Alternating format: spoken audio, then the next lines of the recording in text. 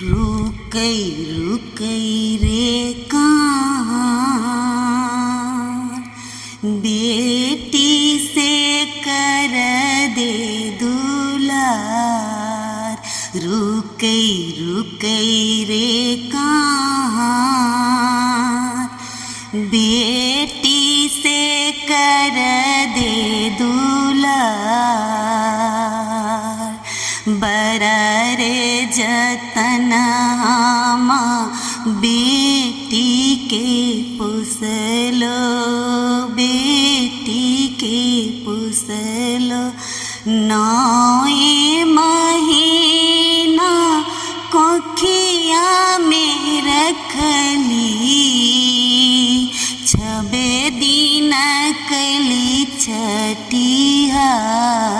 रुकई रुकई रे कान, बेटी से कर दे दुलार। रुकई रुकई रे कान, बेटी से कर दे दुलार। बेटी से कर दे दुलार।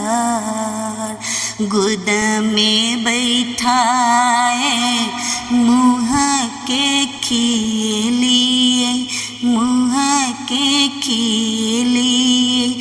बहिए के झुलुआ बन लिए कहरिया, अचरे से के लिए दुलार। अचरे से बेनिया डोलाए। रुकई रुकई रे कान, बेटी से कर दे दुलार। रुकई रुकई रे कान।